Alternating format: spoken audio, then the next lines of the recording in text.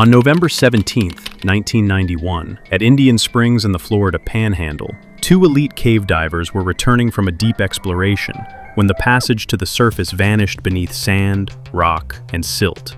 Parker Turner and Bill Gavin had planned the dive for nearly 2 years. They were not lost. They were not untrained. They were following the correct line out, but a collapse near the entrance had sealed the restriction behind them, and only one would come back alive. Indian Springs, later also known as Sherlock Springs, looked harmless from above, a quiet freshwater basin surrounded by North Florida woods. Underneath it was part of the Woodville Karst Plain, a region of limestone passages, springs, sinks, and long underwater tunnels tied to the Floridan aquifer.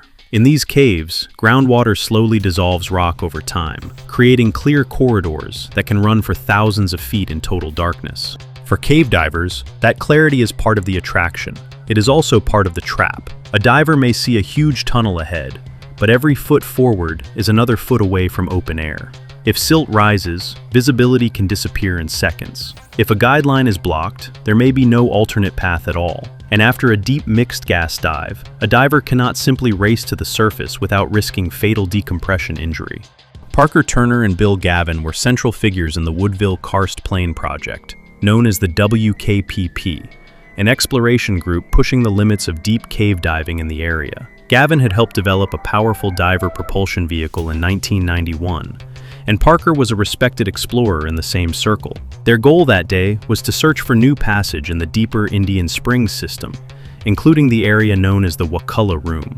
The plan involved a long transit at about 140 feet, then a deeper working section around 300 feet using trimix, followed by a long staged exit and decompression. It was ambitious, but it was planned by men who understood the risks. At least the risks anyone could imagine. The team did not enter the water as two isolated divers. Support divers were also involved, placing or using decompression bottles nearer the entrance and operating in the shallower part of the system. Parker and Bill carried multiple cylinders, travel gas for the long cave transit, and deeper mixed gas for the working portion of the dive. Their equipment, gas switches, scooters, and decompression schedule were all part of a carefully built plan. They descended into the spring and moved away from daylight. The early route took them through the entrance area and into a tunnel that gradually led toward the deeper cave. At this point, imagine you are behind their lights. The spring basin is gone. Above you is rock. Below you is rock. The only road home is a thin line running through black water. For about 40 minutes, the plan held. They traveled at roughly 140 feet, using scooters to conserve energy and gas. Far inside, they reached the deep section and began the working phase of the dive. Gavin later described exploring the Wakulla Room in 3 different directions, looking for any tunnel, flow, or sign of a continuing system. None appeared. After about 20 to 25 minutes of deep exploration, they turned back. They had not found the connection they wanted, but the dive itself was still under control. At 63 minutes into the dive, they began their exit. Their remaining gas was tight but workable. The hardest part, they believed, was behind them. But as they approached the route home, the cave had changed. On the way out, Parker and Bill returned to the upstream-downstream junction, where a permanent arrow marker pointed toward the nearest exit. The entrance was only about 500 feet away. They made the left turn and expected to pass through the restriction leading back toward the spring basin. Instead, the water ahead was no longer clear. Silt rolled through the passage, reducing visibility to inches. They slowed down and stayed with the line. In cave diving, the line is life. If you lose it in zero visibility, you can be only a few feet from safety and never find it. But then the line did something impossible. It disappeared into the floor. The permanent guideline ran straight into sand and debris. They pulled at it. It would not come free. They tried nearby lines, but each route led to the same blocked area. The restriction they needed was buried. At first, the question was simple and terrifying. Had they made a wrong turn? Gavin secured his reel and searched. There was flow, but no open passage. After nearly 45 minutes of effort, Parker had only a few hundred pounds of gas left. He wrote on a slate, asking what they should do. Gavin's answer was essentially to hold on while he looked again. That brief separation became the critical moment. Gavin swam back toward the marker to confirm their position. The arrow showed they were right. The exit should have been exactly where the sand now was. When Gavin returned less than 5 minutes later, Parker was gone. For Gavin, the situation now narrowed to one brutal fact. Parker could not have taken another tunnel, because there was no known tunnel there. He must have forced his way into the blockage. Gavin still had to survive his own gas emergency. One stage bottle had run dry. Another had only about 600 pounds per square inch. His back-mounted doubles were nearly empty as well. He pushed into the restriction area, following the buried line and searching by touch. The cave was not a map anymore. It was grit, darkness, and equipment scraping stone.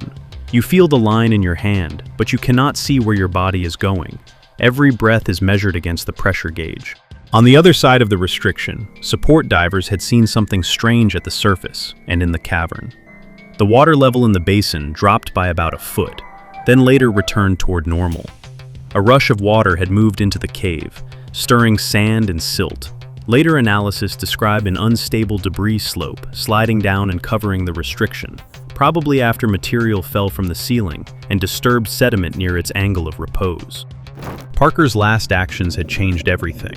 Low on gas, he appears to have removed or dragged his tanks through the small opening he was making, trying to pass the blockage and reach decompression bottles beyond it. His movement through the sand likely opened just enough space for water to begin clearing the restriction. Gavin found the route and squeezed through with his doubles still on. Then Gavin saw something hanging from the line. A regulator, apparently from Parker's doubles. There was no time to investigate. Gavin was almost out of breathing gas. The line rose sharply. That meant he had cleared the restriction and was back near the decompression area. Ahead were the bottles that could keep him alive. He reached them on the edge of blackout. He unclipped a regulator and took a breath. It saved his life. Then he realized Parker was not on his own bottles. Support divers soon found Gavin alive but mentally stunned, breathing from decompression gas, and still trapped by the obligation to complete hours of decompression. When George Irvine reached him, Gavin communicated the worst conclusion: Parker was dead. Others searched the cavern in poor visibility, but Parker was not found that day. The next morning, Parker Turner's body was located near the upper part of the cavern. Gavin later reasoned that Parker had made it through the blockage first, but ran out of gas before reaching the decompression bottles. He had dropped or lost his doubles, became positively buoyant, and floated upward. His tanks and line became tangled near the permanent line. The distance left was painfully small. Gavin estimated Parker came up only about 30 feet short of the gas that could have saved him. What made the accident even more disturbing was that Parker's struggle likely saved Gavin. The passage Parker opened allowed water to flow through the sand and gave Bill a route out. A delay of even a minute might have left both divers inside the cave. For years, the cause of the collapse remained disputed. Later research by Doran Knopf and colleagues at Florida State University proposed that divers exhaled bubbles during decompression reduced buoyancy acting on sealing material. In that model, loose limestone effectively became heavier, fell, struck unstable sediment, and triggered an underwater mudslide that blocked the exit restriction. The PLOS 1 study identified Indian Springs as the known reported case of such a collapse in the literature. After Parker's death, Gavin assumed leadership of the WKPP, and Bulldugger Sink was later renamed Turner Sink in Parker's honor.